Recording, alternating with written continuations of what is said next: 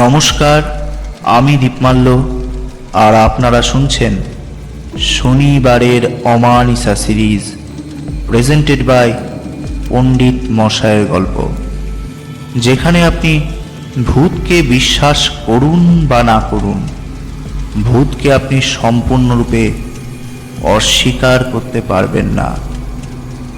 আজ আপনাদের জন্য অচিন্ত্য কুমার সেনগুপ্তের গল্প অকৃতজ্ঞ। গল্প পাঠে আমি দীপমাল্য পণ্ডিত। শুরু হচ্ছে অচিন্ত্য কুমার সেনগুপ্তের অকৃতজ্ঞ।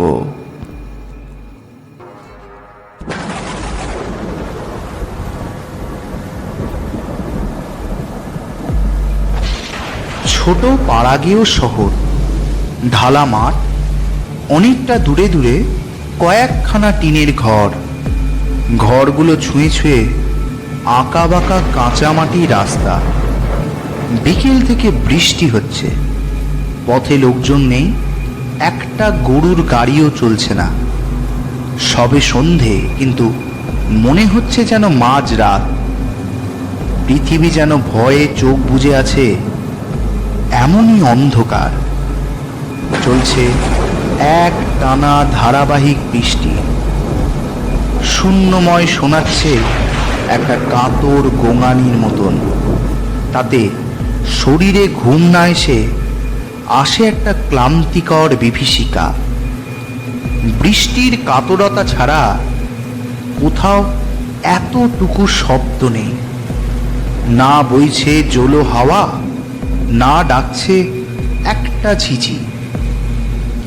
মাঝে মাঝে বিদ্যুৎ চমকালে বোধ হয় অন্ধকারে এমন একটা আশ্রয় পাওয়া যেত। সব কিছুকে এমন একা, এমন দূর মনে হচ্ছে। মাঠের শেষ সীমানাতেই কেশব মজুমদারের বাড়ি। তেজারতির কারবার করে কেশবের বিস্তর পয়সা, কিন্তু হলে কি হবে, মনে তার সুখ নেই। তার মুখের চেহারা আজকের এই আকাশের চেয়েও ঘোরালো। তার সমস্ত বাড়িতে আজকের এই বিবর্ণ অন্ধকার যেন নিঃশ্বাস বন্ধ করে স্তম্ভিত হয়ে দাঁড়িয়ে আছে। কদিন থেকেই এ অঞ্চলটায় ডাকাতি হচ্ছিল। পুরো খবর এসেছে কেশবের বাড়িতেও শীঘ্রই ডাকাতের পদধূলি পড়বে। কেশব দিনে রাতে তটস্থ যেন। শুয়ে আছে সে কাঁটার বিছানায়।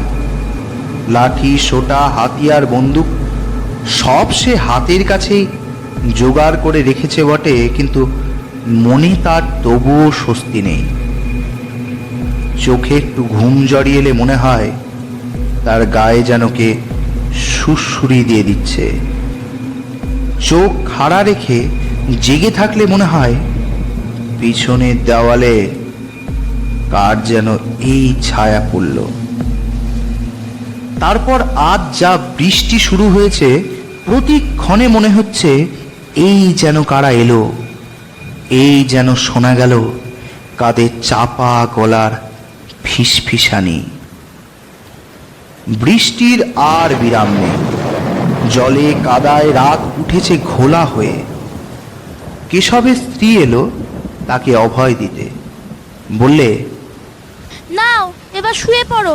ডাকাতদের তো আর খেয়ে দে কাজ নেই, এই ঝড় জলের মধ্যে তারা বিছানা ছেড়ে বাইরে বেরোবে।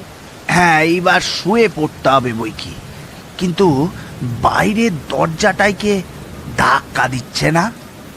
কেশবের স্ত্রী খেঁকিয়ে উঠল। দরজা তো নয়, তোমার মাথায় ধাক্কা দিচ্ছে। আরে না না, শোনো না কান পেতে, কে ডাকছে না আমাকে? ডাকাতরা কি তোমার আদর করে নাম ধরে ডাকবে? কেশব চঞ্চল হয়ে উঠে দাঁড়ালো। ভীত অসহিষ্ণু গলায় বললে, আওয়াজটা যে আরো বেশি স্পষ্ট হয়ে উঠছে গো। কি আশ্চর্য, তুমি শুনতে পাচ্ছ না? কি বুদ্ধি গো তোমার! ডাকাতরা তোমাকে দরজা খুলে দেওয়ার জন্য কাতরে সাধবে কি না? তারা হুড়মুড় করে খিলকপাট ভেঙে চলে আসতে পারে না? হাওয়ার শব্দটা। আরে না গো না, স্পষ্ট মানুষের গলা। লণ্ঠনটা উস্কে দিয়ে কেশব বন্দুকটা বাগিয়ে ধরল। বললে, কে? কোনো সাড়া নেই। স্ত্রী হেসে উঠল। ডাকাতরা তাদের নাম ধাম তোমাকে বলবে কি না? কি বুদ্ধি! কেশব আবার হাঁক দিল। কে? দরজার ওপার থেকে ভিজে মসৃণ গলায় কে যেন বলে উঠল, আমি। ভয়ে সমস্ত ঘরটা যেন ছোট হয়ে এলো। লণ্ঠনের আলো যেন গেল কমে। দেওয়ালগুলো হেঁটে কেশবের চারপাশে এলো সরে, দাঁড়ালো ঘন হয়ে। প্রাণপণে সাহস সঞ্চয় করে কেশব বললে, কে? আমি কে? আমি মনীন্দ্র। মনীন্দ্র? কোন মনীন্দ্র?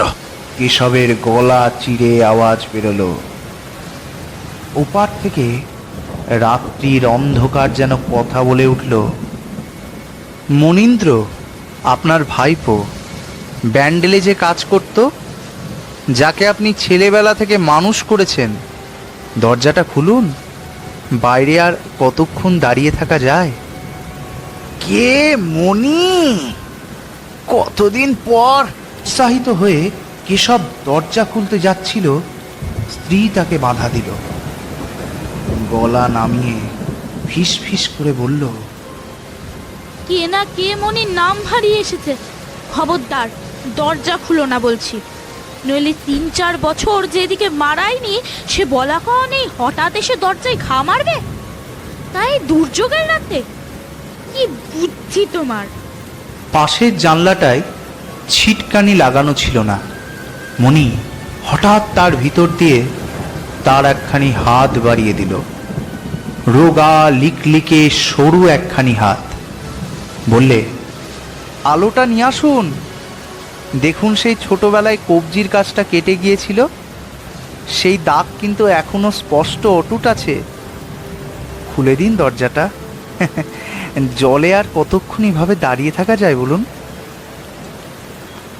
আর সন্দেহ নেই, কেশব এক হাতে দরজা খুললে আর এক হাতে বন্দুকটা সে বাগিয়ে ধরেছে। বিস্ময়ে বন্দুকটা হাত থেকে খসে পড়ে আর কি।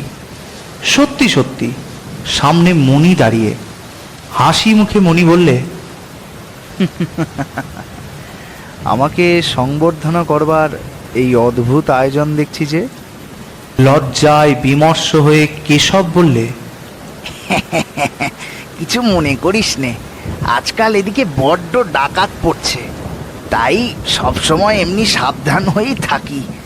কখন কি হয় বলা যায় না তো বাবা। মণি বললে, তা আমি জানি, আর তা জেনেই তো আমি এলাম। কোত্থেকে এলি? এত রাত্রে ট্রেন? বাহ, সেই ব্যান্ডেল থেকে? আমাদের কি? মণি তার শরীরটা বিস্ফারিত করে বললে, আমরা সোজা হেঁটেই চলে আসতে পারি। তোর চাকরি আছে না? মণি খিলখিল করে হেসে উঠল। সে চাকরিটা গেছে, কদিন এখানে ওখানে ঘুরুঘুরি করলুম, শুনলুম আপনাদের এখানে বড় বিপদ, তাই ভাবলুম একবার দেখা করে আসি। তা বেশ করেছিস। স্ত্রীকে সম্বোধন করে কেশব পরে বললে, ওর জন্য একটু খাবার টাবার জোগাড় করো তো চটপট। মণি ব্যস্ত হয়ে বলল, না না, আমার খিদে নেই, শোবার জন্য এখন একটা বিছানা পেলেই আমি বাঁচি। আপনারা আর মিছিমিছি জেগে আছেন কেন? ঘুমোতে যান এবার। ডাকাত এলে আসবে, ভয় কি? আমি তো আছি। আমি তবে এত পদ ভেঙে এলুম কি করতে?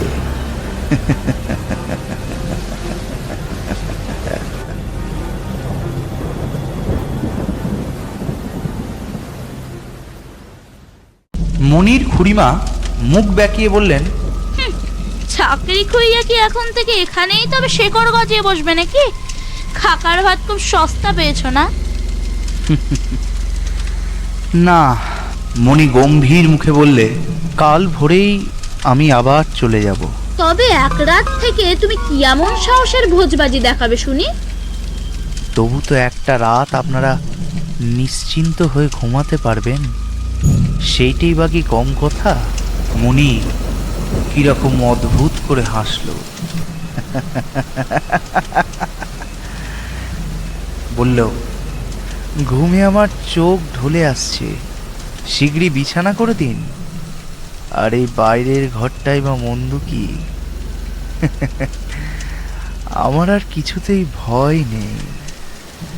কেশব মনির দিকে আপাদ মস্তক নিরীক্ষণ করে বললে, এত জলের মধ্য দিয়ে এলি, তবু এক ফোঁটা ভিজলি না মনি? সঙ্গে আমার একটা বন্ধু আসছিল যে, সেই তো তার ছাতায় আমাকে এত দূর এগিয়ে দিয়ে গেল। মণি এক লাফে বিছানায় শুয়ে পড়ল, আগা গোড়া একটা কাঁথা মুড়ি দিয়ে বললে, আপনারাই বা কেন আর মিছিমিছি জেগে আছেন? নরম ঠান্ডা রাত, গা ভরে চমৎকার ঘুম আসবে। বাইরের ঘরে তো আমি রইলাম পাহারায়। তবে আর কিসের ভয়? আহা, যা একখানা টিংটিঙে চেহারা, তার বীরত্বের বহর দেখো একবার। তা খাটের নিচে দু একখানা ইঁদুরের গর্ত আগে থেকে খুঁজে রেখো, নইলে চাকরি গেছে, এবার প্রাণটাও যাবে। কাঁথার তলা থেকে মণি বোবা বিকৃত গলায় হেসে উঠল।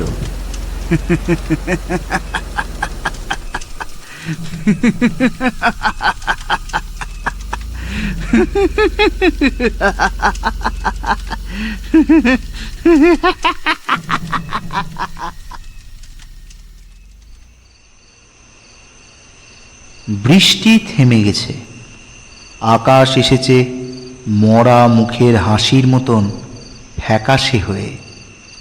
কেশবরা তাদের ঘরে গেছে। স্বামী স্ত্রীর মাঝে কেমন একটা আতঙ্কিত স্তব্ধতা।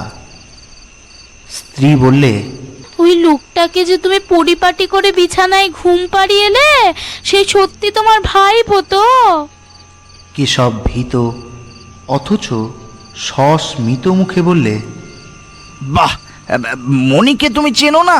আরে চিনি তো, কিন্তু এতদিন বাদে খুড়োখুড়ির সঙ্গে দেখা, কাউকে একটা পেন নাম পর্যন্ত করলে না। চেহারা গলার স্বর অবধি কেমন বদলে গেছে, হাত পায়ের শির উঠে এসেছে, খাড়া খাড়া চুল, গায়ে গলায় হাড় উঠেছে ঠেলে। ভালো করে লোকটার দিকে তাকিয়ে দেখেছিলে তো? কেশবের শিরদাঁড়া ভয়ে কনকন করে উঠল। কি যে তুমি বলো, চাকরি বাকরি নেই তাই চেহারা এমন দুর্ভাবনায় খারাপ হয়ে গেছে, দেখছো না? ডাকাতের ভয়ে আমি কেমন শুকিয়ে যাচ্ছি। ও কিছু না। কেশবের স্ত্রী খাটো গলায় বললে, কিন্তু এসেই একেবারে লম্বা দিল কেন, তাও মুখ চোখ ঢেকে? এমন কি একেবারে শীত পড়েছে জিজ্ঞেস করি? তোমাকে বলছি, ও মণি নয়। পাছে মণি নয় বলে যদি চিনতে পারি, তাই অমনি ঝুপ করে কাঁথার তলায় লুকিয়ে পড়ল। চলো, এখন ও হয়তো ঘুমিয়েছে। কাঁথার ঢাকনাটা আস্তে আস্তে তুলে চেহারাটা ওর একবার দেখে আসি। কেশবের গা হাত পা শিরশির করে উঠল। বোঝা গলায় বললে, না না, আজ আর নয়, কাল ভোরে। কাল ভোরে তো চলেই যাবে, যা ঘটবার তা তো আজ রাতেই। কেশব অস্ফুট গলায় চিৎকার করে উঠল। এত কথা তুমি আগে বলনি কেন? কেশবের স্ত্রী কণ্ঠস্বরকে ঝাপসা করে আনলো। ও যেই হোক, আমার মনে হয় ওই ডাকাত। হ্যাঁ, বলো কি? অন্ধকারে শূন্য চোখ মেলে কেশব বললে, ডাকাত তো শুয়ে শুয়ে ঘুম দিচ্ছে কেন? ও আগে থেকে এখানে রয়েছে, দলের লোকজনদেরকে দরজা খুলে দিতে। তুমি দেখো আমার কথা ঠিক হয় কিনা। নইলে দেখলে না, কথায় বার্তায় এমন একখানা ভাব দেখালো যে আজ রাত্রে আমাদের বাড়িতে ডাকাতি হবে বলেই ও এসেছে। কি করে জানলো এত কথা? আর কি বারভাট্টায় আমাদের উনি বাঁচাবেন, সব বংশের শেষ করে দেওয়ার মতলব। কেশব যেন বন্দি অসহায় একটা পশুর মতন গর্জে উঠল। তবে এখন কি করা যায়? কেশবের স্ত্রী ঝামটা মেরে উঠল। ঘুমানো ছাড়া আর কি করা যাবে? সারাটা জীবন তো কেবল নাকে তেল দিয়েই ঘুমালে। কেশব দেওয়ালের দিকে আরো একটু ঘন হয়ে সরে বসল। বললে, তুমি বলতে চাও মণি আমার সর্বনাশ করবে? আমার মণি, যাকে আমি ছেলেবেলা থেকে মানুষ করলাম? মনি কিনা তাই বা কে জানে, আরো কাটুক না খানিকটা রাত।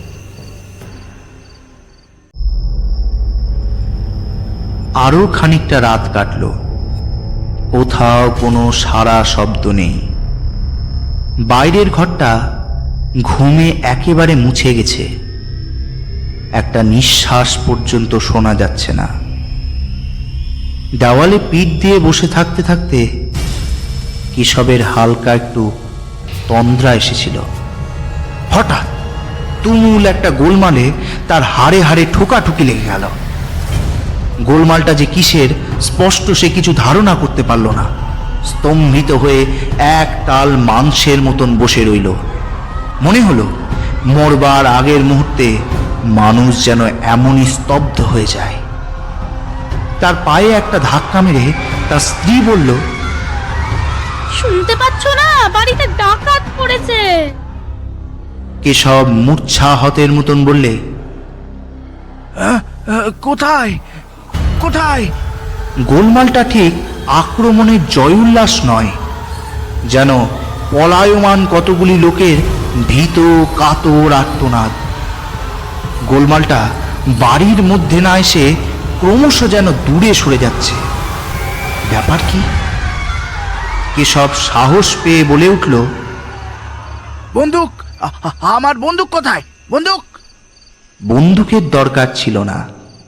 চিৎকারটা তখন রাস্তা ছেড়ে মাঠে পড়েছে।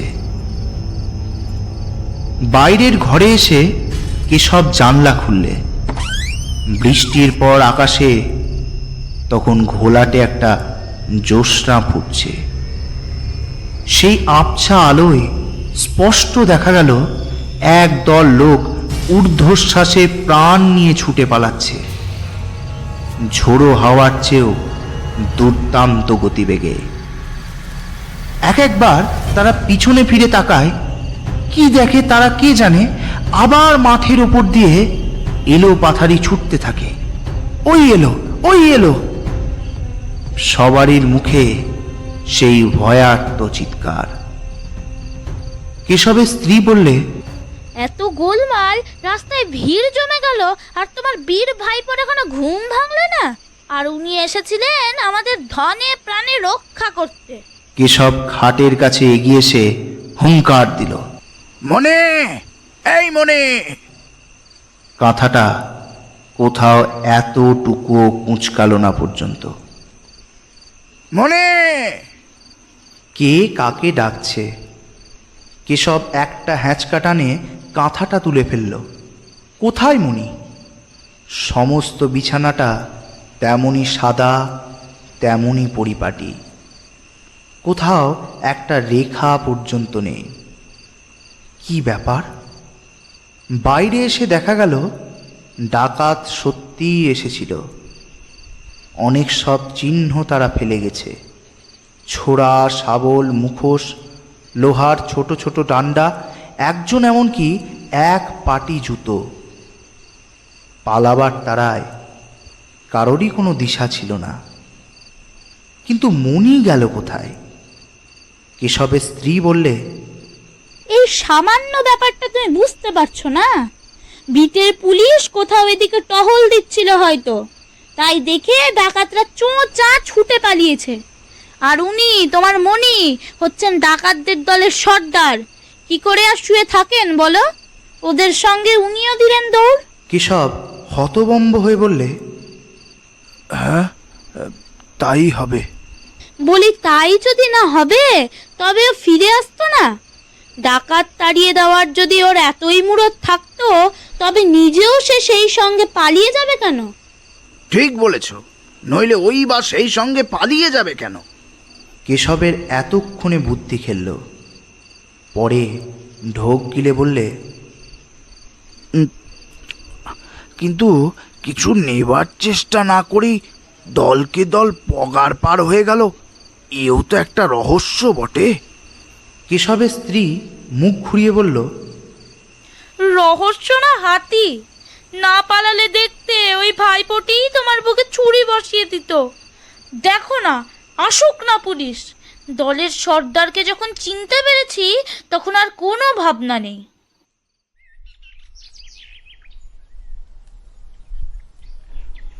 সকালবেলা যথা সময়ে পুলিশ এলো।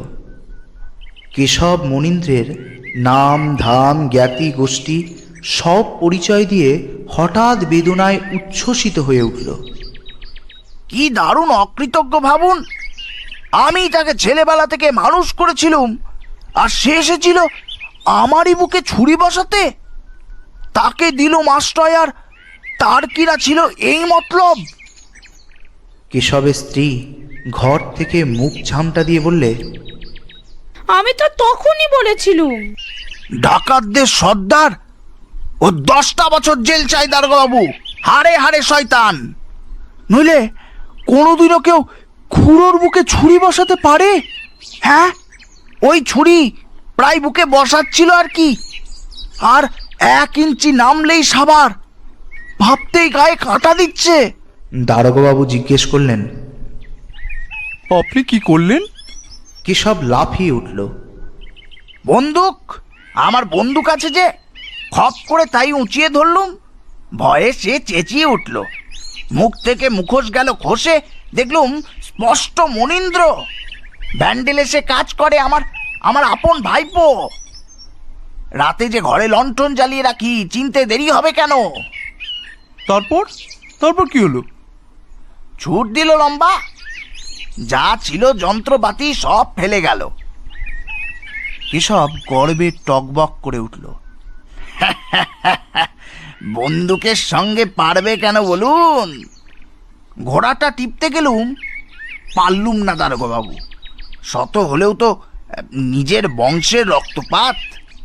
কেশবের স্ত্রী ঘর থেকে খেঁকিয়ে উঠল। বাহ, আমিই তো বারণ করলুম বন্দুক ছুটতে। হ্যাঁ হ্যাঁ, বলার তো আর অপেক্ষা রাখে না। ওর সমস্ত পরামর্শ শুনেই আমাকে সব কাজ করতে হয়। দারোগাবাবু বললেন, কিছু নিতে পারেনি তো? নেবে? কেশব বুক চিতিয়ে দাঁড়ালো। নিক না, দেখি না তার কতখানি বুকের পাটা। দারোগাবাবু যন্ত্রপাতি সব কুড়িয়ে নিলেন থানায় জমা দিতে। বললেন, ওদের সহজেই ধরে ফেলতে পারবো। অনেক সব ক্লু পেয়ে গেলাম। এর আগে কোথাও একটা পায়ের দাগ পর্যন্ত পাওয়া যায়নি, অথচ বন্দুক তো সব বাড়িতেই ছিল। কেশব অহংকারে স্ফীত হয়ে বললে, বন্দুক থাকলেই তো শুধু চলে না, তাকে বাগিয়ে ধরবার কায়দা জানা চাই। দারোগাবাবু যার আগে বললেন, এই গ্যাং ধরতে পারলে দেশের একটা খুব স্থায়ী উপকার করা হবে কেশববাবু। আপনার সাহস ও কৌশলকে আমরা পুরস্কৃত করতে পারলে খুব খুশি হব। আপনার ভাইপোর খোঁজে আজই আমি ব্যান্ডেলে লোক পাঠাচ্ছি। আর এই যে 1 পাটি জুতো দেখছেন, তা থেকে তার মালিককে খুঁজে পেতে আমাদের দেরি হবে না।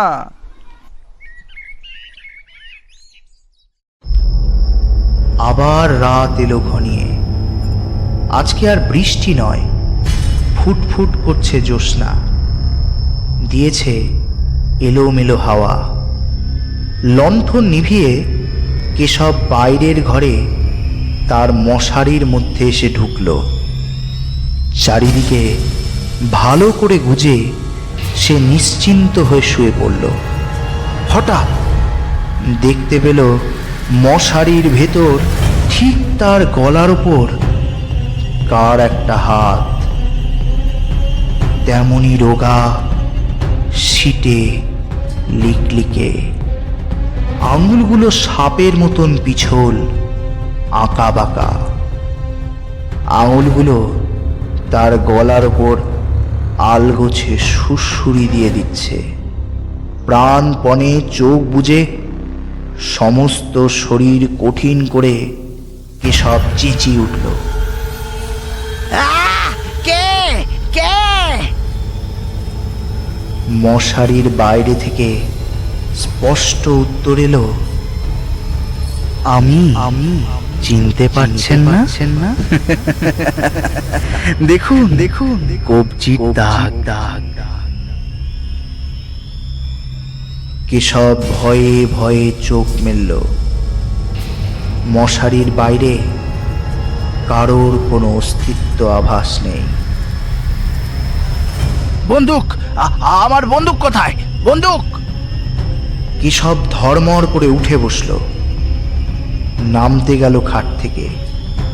মশারি তুলতে যাবে, অমনি আবার তার বুকের ওপর সেই হাতটা লোলুপ হয়ে উঠল।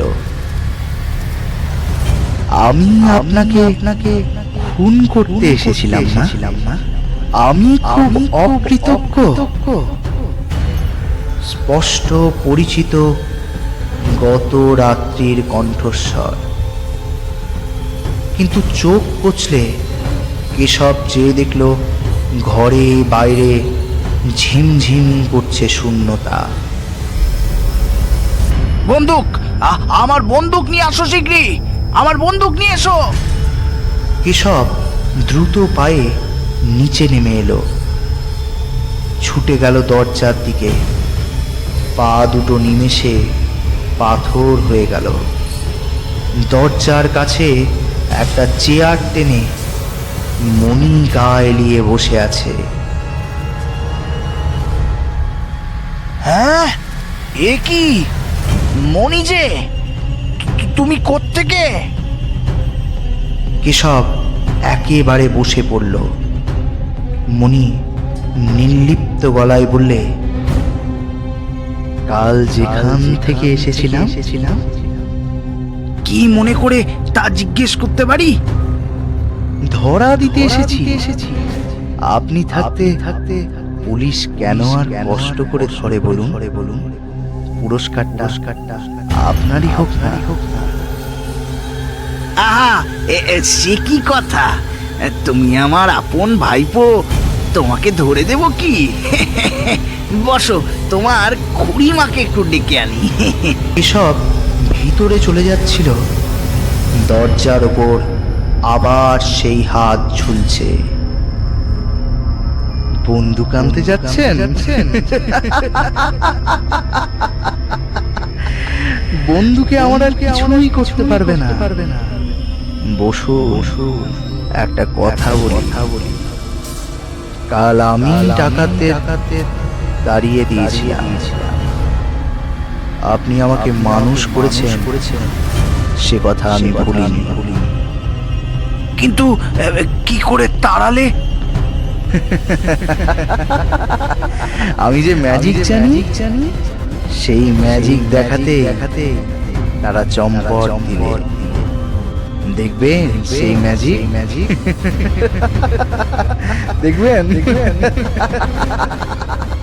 দেওয়ালের দিকে কেশব তার দৃষ্টিহীন শূন্য দুটো চক্ষু তীক্ষ্ণ করে তুলে ধরল। হঠাৎ সমস্ত দেওয়াল ছাদ বিদীর্ণ করে কেশবের গলা থেকে প্রবল একটা চিৎকার বেরোলো। মণি চেয়ার ছেড়ে উঠে দাঁড়িয়েছে। তার মাংসল মূর্তিটা ধীরে ধীরে শুকনো সাদা কঠিন উলঙ্গ কঙ্কালে রূপান্তরিত হয়ে যাচ্ছে। পা, হাত, দাঁত, খুলি এক একটা করে মাংসপিণ্ড ঝরে পড়ছে, আর তার স্বর হয়ে আসছে অস্পষ্টতর। আপনাকে এমন একটা উপকার করলো, আর আপনি আমাকে দিলেনই অকৃতজ্ঞতার অপবাদ। ডাকুন খুড়িমাকে। দেখে যান আমার এই টেনে টেনে দুর্বল দেহ কি ভয়ঙ্কর শক্তি ধরে। দেখে যান আমি সত্যি সত্যি ডাকাত তাড়াতে পারি কিনা। দেখে যান।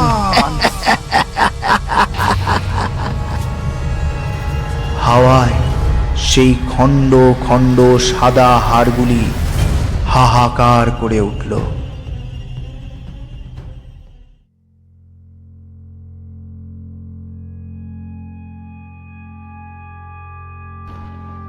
শীঘ্রই পুলিশ রিপোর্ট পাওয়া গেল। ফেলে যাওয়া নিদর্শনগুলি থেকে ডাকাত দল ধরা পড়েছে বটে, কিন্তু কোথায় তাদের সর্দার? মনীন্দ্রের খোঁজ পাওয়া গেল না। সে পলাতক, পৃথিবী থেকে পলাতক। ব্যান্ডেল স্টেশন ছাড়িয়ে হঠাৎ এক রাত্রে লাইন পেরোতে ট্রেনে সে কাটা পড়েছে, কিন্তু তা নাকি ঘটনার কদিন আগে। খবর পেয়ে কেশব আর তার স্ত্রী গলা ছেড়ে কাঁদতে বসল। অবাক হয়ে চেয়ে দেখল চোখে আর এক ফোঁটা কান্না নেই। সেই কাটা হাতটা তাদের চোখের জল মুছিয়ে দিতে এগিয়ে আসছে। কাঁদতে বসাও বিড়ম্বনা।